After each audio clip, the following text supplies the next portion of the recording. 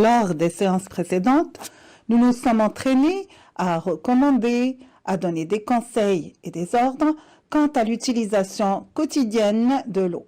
Nous avons également abordé le thème de la pollution de l'eau. Lors de cette nouvelle séance, nous allons continuer à nous entraîner en commentant, en recommandant et en ordonnant à travers les situations suivantes.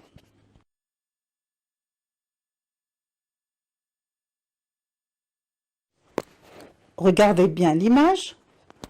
Que voyez-vous? Bravo. On voit deux enfants en train de jouer avec un tuyau. Bien. Que pensez-vous de ce comportement? Vous avez raison, les enfants, c'est un mauvais comportement. C'est un mauvais comportement. Bien. Quel autre jeu leur proposez-vous plutôt de jouer?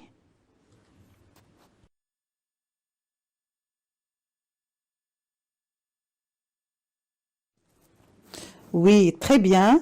On peut jouer par exemple à cache-cache. Très bien.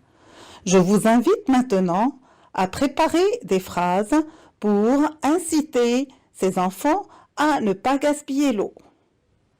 Réfléchissez bien, préparez vos phrases, exploitez les acquis des séances précédentes, prenez tout votre temps.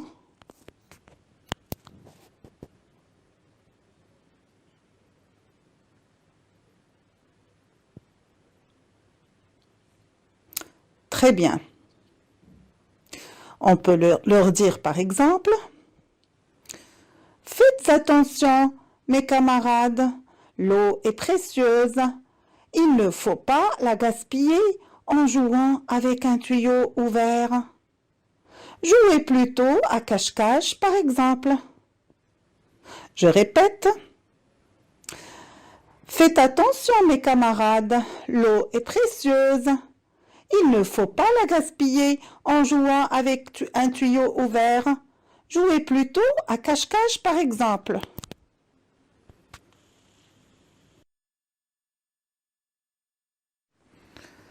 Regardez cette image.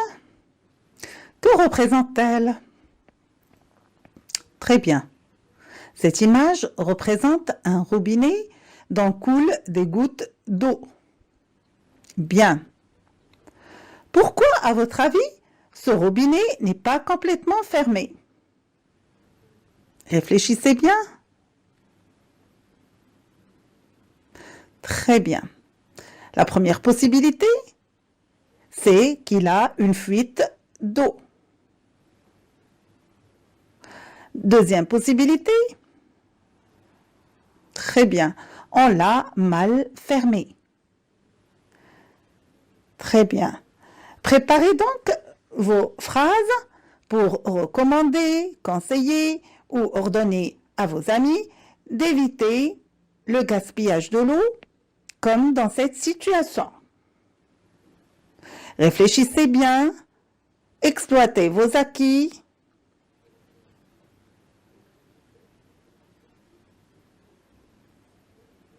Allez-y.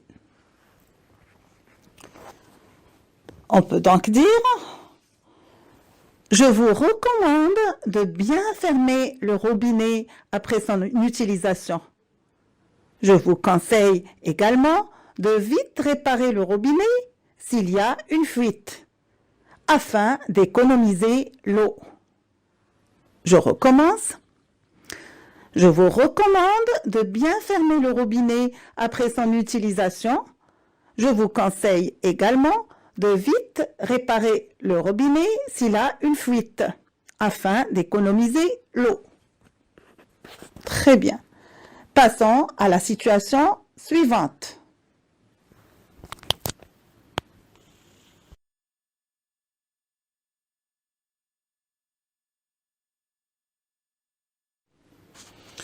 Regardez bien la dernière image. Que voyez-vous? Excellent. On voit un homme jetant des ordures dans la mer. Faites donc de même et incitez ce monsieur à ne pas polluer l'eau. Réfléchissez bien, exploitez vos acquis, prenez votre temps.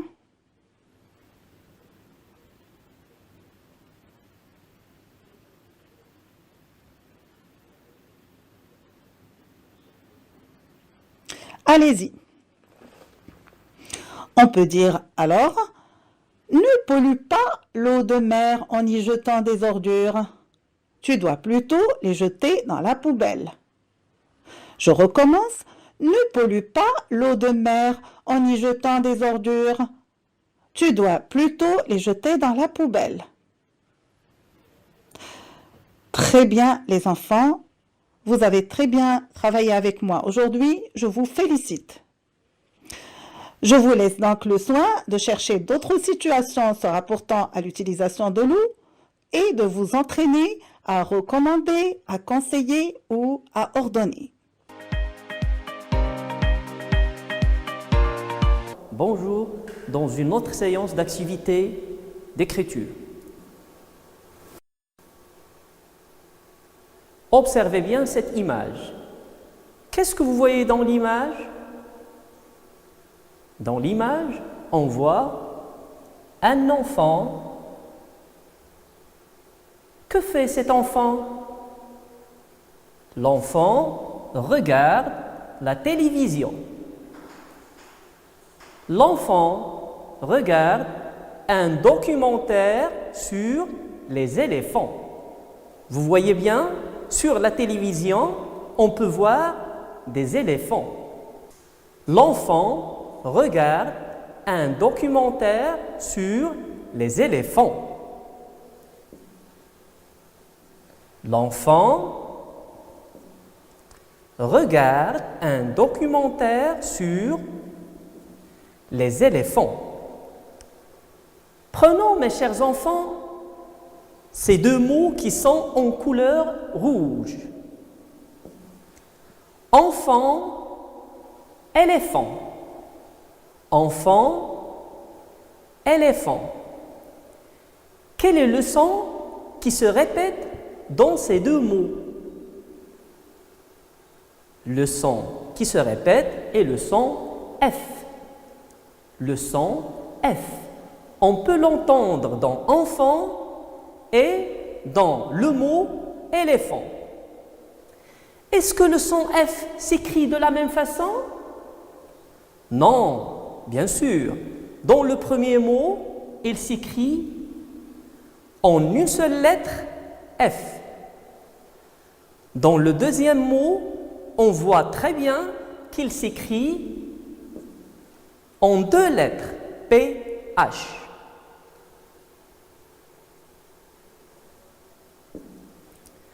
Notre cours d'aujourd'hui consiste sur écrire ces deux graphèmes F et F en respectant les normes de l'écriture cursive. Suivez avec moi.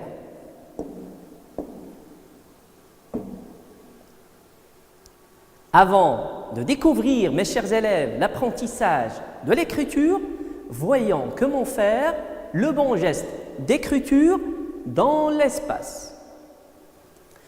La lettre F s'écrit en une seule fois sans lever la main. Le point mentionné en vert est le point du départ.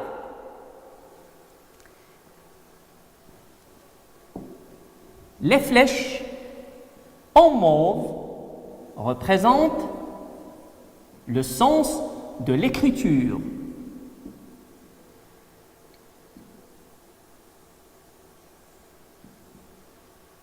Regardez très bien.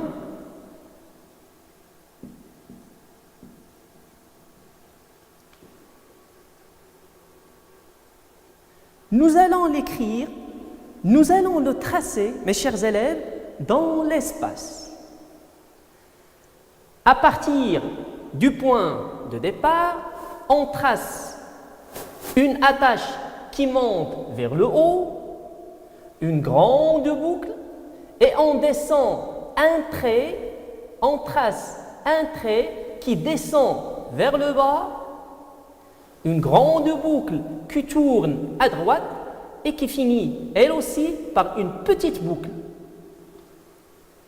On va refaire ou bien retracer la lettre F dans l'espace.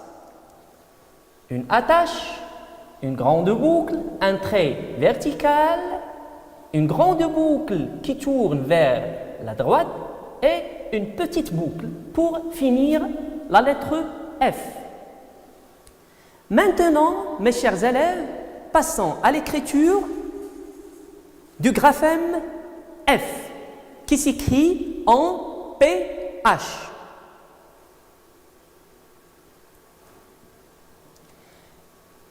Mais avant de l'écrire, voyons comment faire l'écriture dans l'espace. La lettre F qui s'écrit en PH a le P à 2 points de départ, le H aussi à 2 points de départ. Les points de départ sont représentés par le vert.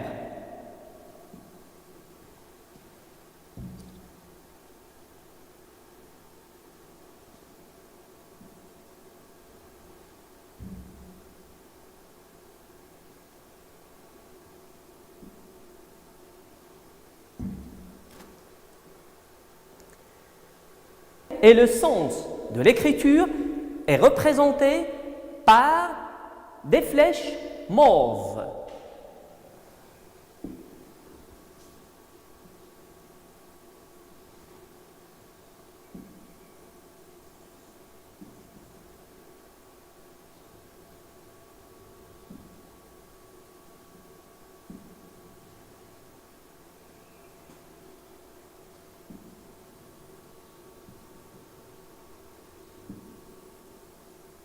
Regardez bien, mes chers enfants,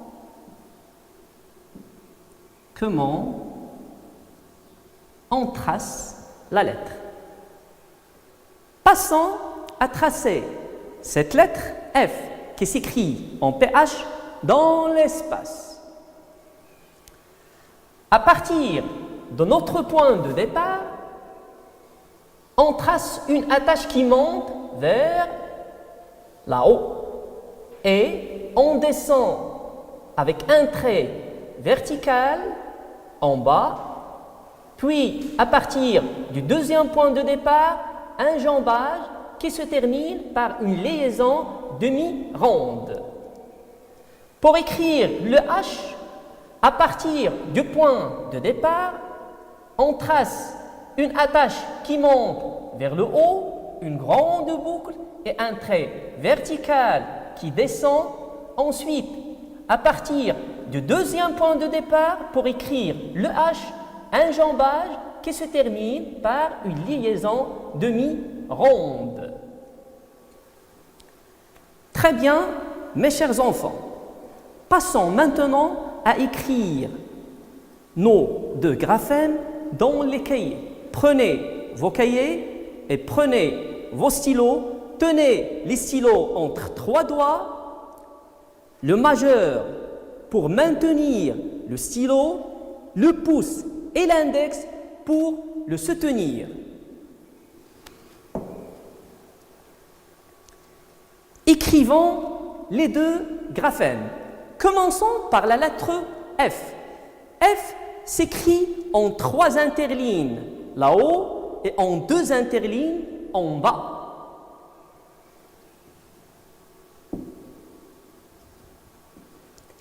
F s'écrit en 3 interlignes en haut et en 2 interlignes en bas.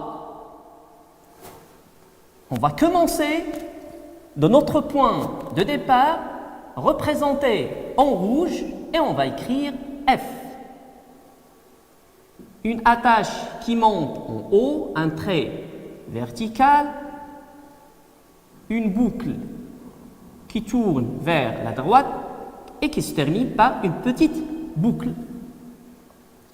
Je vais réécrire la lettre F une attache qui monte vers le haut, une grande boucle, un trait vertical, une boucle qui se termine, une boucle qui tourne à droite et une petite boucle pour terminer la lettre F. Une liaison, une attache qui monte vers le haut, une grande boucle, un trait vertical, une grande boucle qui tourne à droite et une petite boucle pour finir notre lettre F. Essayez de réécrire la lettre F sur vos cahiers, mes chers enfants. Passons à la lettre F qui s'écrit en deux lettres P, H et qui se prononce F. À partir de notre point de départ, on trace une attache qui part en haut, puis un trait qui descend vertical, qui descend en bas, qui descend deux interlignes en bas, un jambage qui se termine par une liaison demi-ronde. Maintenant, on va écrire le H. Une attache qui monte vers le haut, une grande boucle, un trait vertical jusqu'à la grosse ligne d'écriture, un jambage qui se termine par une liaison demi-ronde. On va réécrire le graphème, une attache, un trait vertical qui descend en bas, un jambage, une liaison demi-ronde et le H. On va l'écrire aussi, une attache qui monte en haut, une grande boucle, un trait vertical qui descend en bas, un jambage et une liaison demi-ronde. À ne pas oublier qu'on écrit le P en une seule interligne en haut et deux interlignes en bas. Liaison, trait vertical, jambage qui se termine par une liaison demi-ronde, une attache, une grande boucle, un trait horizontal, un jambage qui se termine par une liaison demi-ronde, qui se termine par une liaison demi-ronde. Une attache, un trait vertical, jambage, une liaison demi-ronde, une attache qui monte vers le haut, une grande boucle, un trait vertical, un jambage qui se termine par une liaison demi-ronde. À votre tour, mes chers élèves, de réécrire cette lettre pour bien améliorer votre écriture et la perfectionner. Maintenant, mes chers élèves, c'est à vous d'écrire ces deux graphèmes en respectant les normes de l'écriture cursive minuscule. Merci de votre attention et à bientôt. إذن سنبدأ بوضعية الانطلاق، ووضعيتنا عبارة عن مسألة. قال محمد لأصدقائه: لدي لعبة وأود تركها عند أقربكم مسكنا إلى المدرسة ليذهب ويحضرها بعد الخروج من المدرسة لنلعب بها قليلا. فقالت عائشة: اتركها عندي فبيتنا يبعد عن المدرسة ب100 ديكامتر. وقالت حنان: بل بيتنا هو الأقرب إذ يبعد عن المدرسة ب10 هكتومتر. وقال كريم: بل بيتنا هو الأقرب لا يفصلنا عن المدرسة سوى 1 كيلومتر. إذن السؤال المطروح: كيف أساعد محمد على تحديد الطفل الذي سيودع عنده اللعبة؟ إذن كم يبعد بيت كل واحد من أصدقاء محمد عن المدرسة؟ إذن يبعد بيت كريم عن المدرسة ب1 كيلومتر. أما بيت حنان فيبعد ب10 هكتومتر، بينما بيت عائشة يبعد ب100 ديكامتر. السؤال المطروح: هل يمكنني معرفة أيهم الأقرب من المدرسة باستعمال وحدات مختلفة؟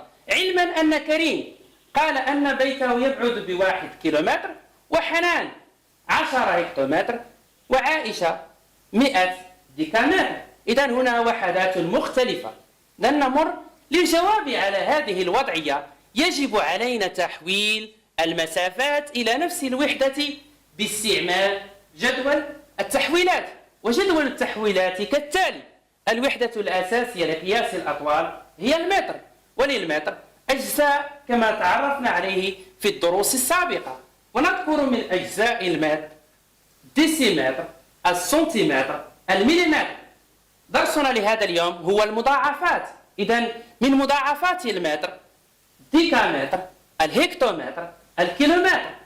إذن للجواب على السؤال المطروح في الوضعية نمر إلى السؤال التالي. كريم قال لنا أنه يبعد عن المدرسة ب1 كيلومتر، ونقوم بتحويل. كي أحول 1 كيلومتر إلى المتر يجب علي معرفة رقم الوحدات.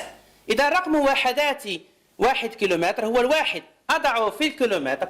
بعد ذلك إذا أردت التحويل إلى المتر أضيف الأصفار على اليمين إلى أن أصل إلى الوحدة المطلوبة، ووحدتنا لهذا اليوم هي أن أحول إلى المتر. بعد ذلك قالت حنان أنها تبعد ب10 هكتومتر.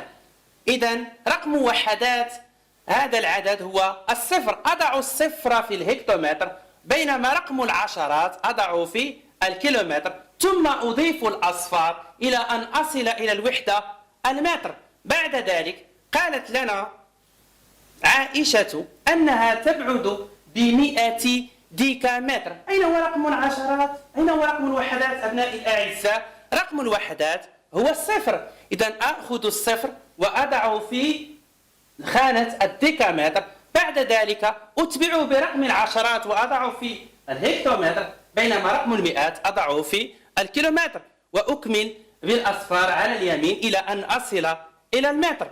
وبالتالي تبعد عائشة عن المدرسة ب1000 متر. ماذا تلاحظون أبنائي الأعزاء؟ لاحظوا 1 كيلومتر تساوي 1000 متر، 10 هكتومتر تساوي 1000 متر، و100 ديكامتر تساوي 1000 متر. إذن يبعد الأصدقاء الثلاثة عن المدرسة بنفس المسافة، بحيث أن 1 كيلومتر تساوي 10 هكتومتر تساوي 100 ديكامتر تساوي 1000 متر. ومن هنا نستنتج أن 1 كيلومتر كم تساوي 1000 متر. ممتاز، أحسنتم أبنائي الأعزاء. و1 هكتومتر كم تساوي؟ باستعمال جدول التحويلات 1 هكتومتر تساوي 100 متر، بينما 1 ديكامتر تساوي 10 متر. إذن من أجزاء المتر الكيلومتر وهي 1000 متر، الهكتومتر 100 متر، والديكامتر تساوي 10 أمتار. أكتب كلا من القياسات التالية تحت الصورة المناسبة. إذن نحدد هنا الطول المناسب لكل صورة. إذن ما هو علو طول مناسب لعلو جبل تدغين في نظركم أبنائي الأعزاء؟ نعم، الطول المناسب لعلو جبل تدغين هو 2450 متر. نعم، نمر إلى الصورة الثانية وهي لنهر الربيع. ما هو الطول المناسب لهذا النهر؟ نعم، مهل التفكير. إذن 600 كيلومتر. ممتاز، أحسنتم أبنائي الأعزاء. ما هو الطول المناسب لسباق الماراثون؟ إذن نفكر. إذن هو 42 كيلومتر. ممتاز. إذن نمر إلى الصورة الأخيرة والرابعة، صومعة مسجد الحسن الثاني. ما هو الطول المناسب لعلو صومعة مسجد الحسن الثاني؟ إذن هو 100 متر. إذن هكذا نكون قد أنجزنا هذا التمرين. وإلى هنا انتهى درسنا، وإلى اللقاء، وشكرا على حسن المتابعة.